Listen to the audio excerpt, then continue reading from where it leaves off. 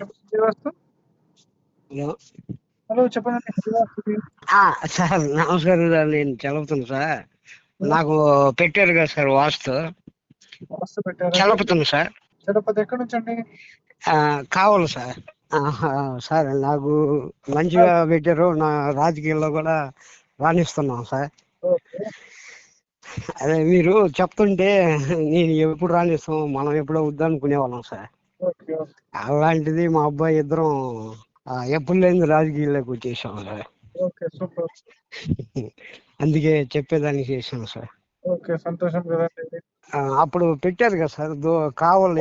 పడమర ఫేసింగ్ పడమర facing sir. పడమర ఫేసింగ్ లో పడమర ఎక్కువ ఖాళీ పెట్టి పెట్టినాం.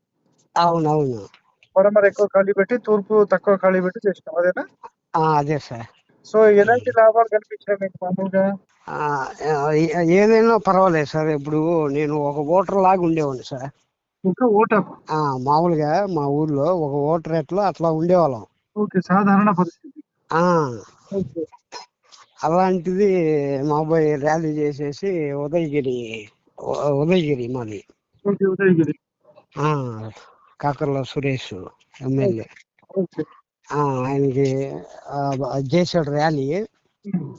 తర్వాత ఇంకా మామూలుగా ఏకలైనంత ఎదిగిపోయాం సార్ అక్కడ. సో పడమర ఖాళీ అనేది అయితే మీకు అర్థమైపోయింది కదా ప్లాన్ అయితే. అవును సార్. సో ఏ రోడ్ ఫేసింగ్ ఉంటే అక్కడ మాత్రమే ఖాళీ ఉండాలనేది మెయిన్ కాన్సెప్ట్. మీకు అది 100% మంచి యోగాన్ని ఇచ్చింది అన్నమాట.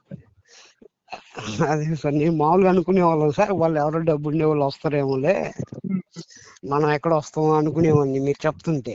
కానీ మీకు గణితం యొక్క పవర్ అర్థమైందేమన్నా మనం చేసిన అర్థమైంది సార్, ఫుల్ గా అర్థమైంది. ఏముంది ఇప్పుడు ఎందుకు మన ఛార్జీలు ఎక్కువ, అది కూడా అర్థమైందా? అవును సార్, మా ఊర్లోనే అడిగినా కూడా చెప్తారు సార్. సంతోషం, ఇంకేం కావాలి మరి?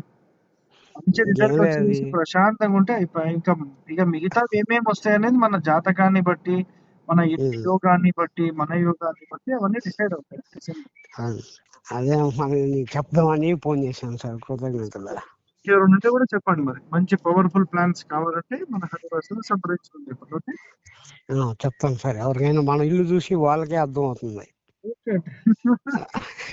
ఊళ్ళో వీళ్ళు ఎట్లా ఉన్నాడు, ఎట్లా అయ్యాడు అనేది వాళ్ళకే అర్థమైపోతుంది.